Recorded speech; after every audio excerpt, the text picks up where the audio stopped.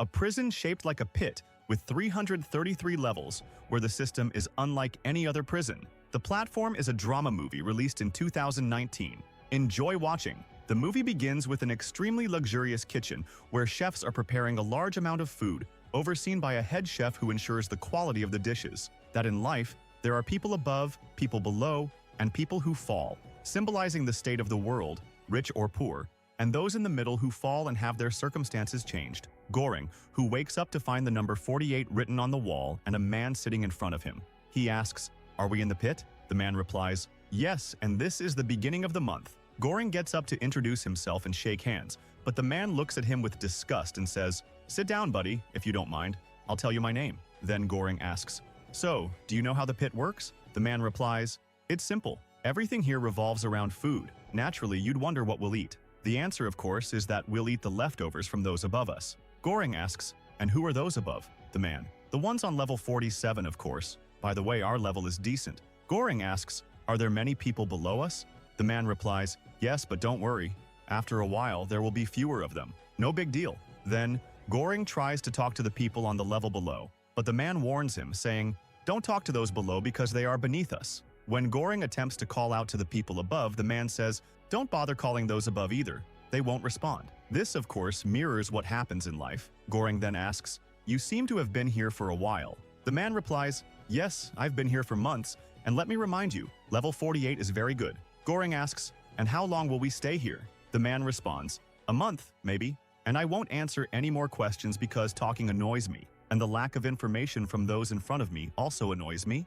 At that moment, a red light goes off and a green one turns on. The man grabs a pillow and places it over the hole in the center of the cell. Goring asks him, "I noticed the light changed. What's the reason for that?" The man explains, "It's signaling that the food has arrived and you can start eating." A massive stone platform descends from the level above, covered in food. The man starts eating, while Goring is shocked and says, "This is leftover food." The man responds, "Of course, it's naturally coming down from those above us." Goring asks, "So if there are 47 levels above us with 2 people on each level, this is the leftover food of 94 people." The man nonchalantly replies, "Yes, exactly. No big deal. Look, there's wine. There must be Muslims above us or people who don't drink because wine never reaches a level like ours. Aren't you going to eat?" Goring refuses, saying, "No, I won't." The man warns, "You'll get hungry. Keep that in mind." Goring then takes an apple, intending to eat it later, but as soon as the platform moves down, the room starts heating up. The man tells Goring, "The cell will keep heating until we burn,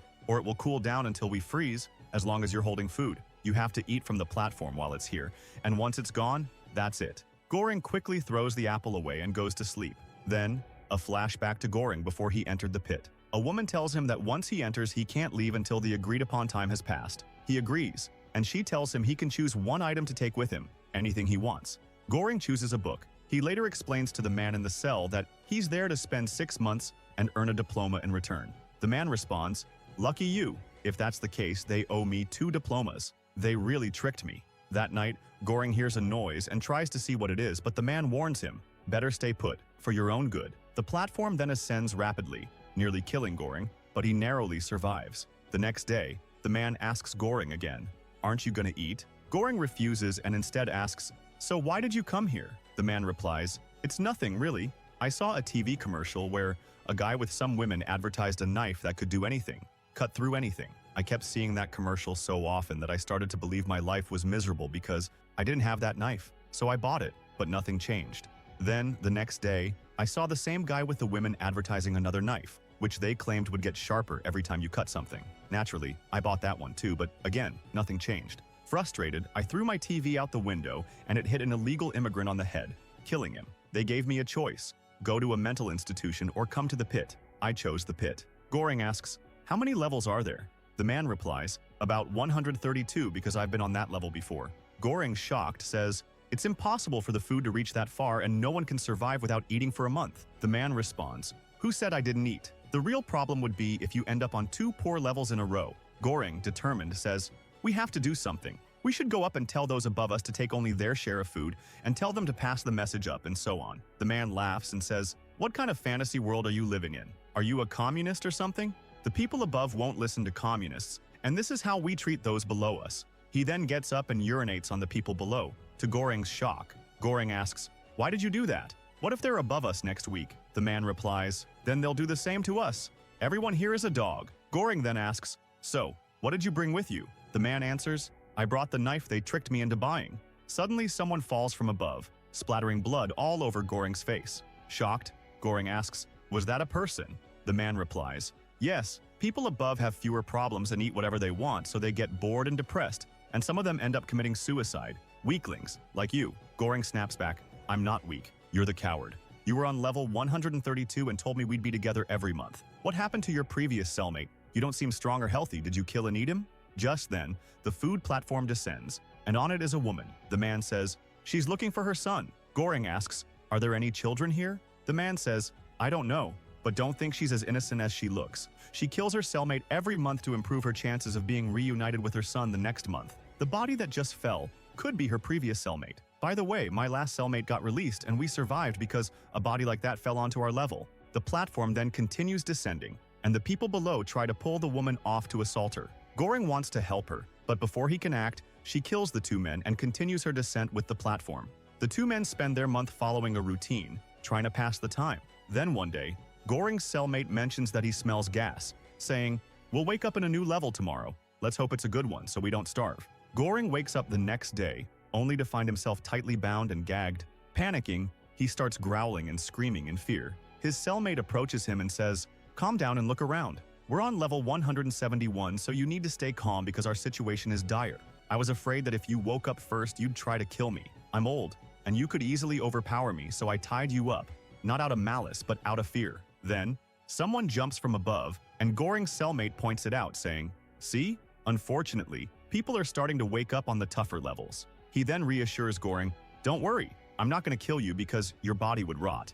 Instead, I'll cut small slices of flesh from you and treat the wounds each time, as much as I can. Goring protests, you accidentally killed someone before, but if you kill me now, it won't be by accident. It'll be a conscious choice. His cellmate responds, no, it's not my choice. The ones above us are responsible for what's about to happen. If they had eaten only what they needed, we would have had food, but they're to blame for this. Goring suggests, why don't we just survive on water? We'll be fine. The man, looking weary, replies, I'm too old for that. Maybe you could manage, but I can't.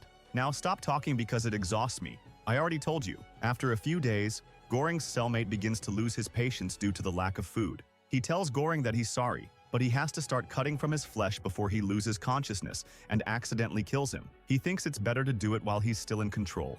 Just as he's about to cut into Goring's thigh, the platform descends with the woman searching for her son on it. She saves Goring by attacking his cellmate, slashing his neck, and then untying Goring. Goring, in a fit of rage and desperation, grabs the knife from the woman and kills his cellmate while she stands behind him. Later, Goring passes out from the trauma and wakes up to find that the woman has tended to his wounds and tried to feed him his cellmate's flesh. Although Goring can't bring himself to eat it, he survives despite the lack of food, but just barely. After a while, Goring starts experiencing hallucinations, seeing his dead cellmate who tells him that he killed him as soon as he had the chance. Unlike what he said he would do, he admits that he didn't want to kill Goring but felt forced by the situation. He tied him up and only cut small pieces of flesh, trying to keep him alive. Goring tries to get rid of the hallucination, but his cellmate says he's a part of his mind now and that he'll never be able to escape him. Goring then wakes up in a new month, finding himself on level 33 with a woman and her dog. He recognizes her as the woman who interviewed him before he entered the facility.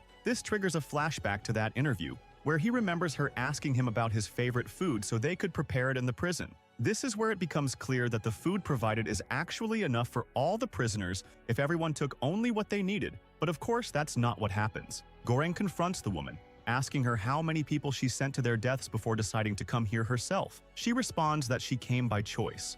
Goring then asks how many levels there are, and she estimates around 200. He tells her that there's no way the food could reach that far. She insists it could if everyone only took what they needed. Goring points out that this isn't happening, to which she replies that the system was designed this way to encourage solidarity and for people to solve their own problems. Goring sarcastically responds, "Fuck you, that's a failed plan. Kids are dying here." She tells him there are no children or anyone under 16 in the facility, but Goring disagrees. She questions why he doubts the administration, and he points out that there's corruption, such as her being able to choose her cellmate. When the food platform arrives, the woman carefully prepares 2 plates for the people on the level below them, telling them to eat only what she gives them so the rest can be shared with others.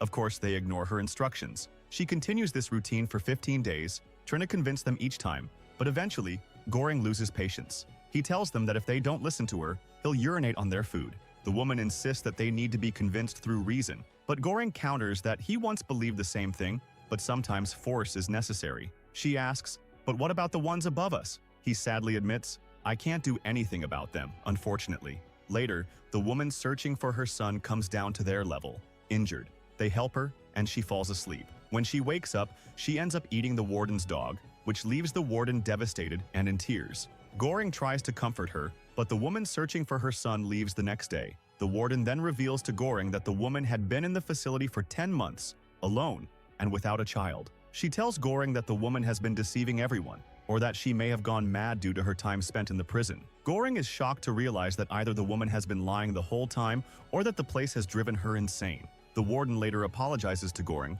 admitting that she was unaware of what really happens inside the facility. She says that the administration had misled her into believing that everything was perfectly fine. This revelation further deepens Goring's understanding of the corruption and the harsh realities of the prison, making him question the integrity of the system even more. Later, the administration and the kitchen staff are shown preparing the food, believing that they are doing their duty and even more, just because they are fulfilling a part of their job. Goring is thrilled when he finally sees his favorite dish, the one he had told them about during his interview.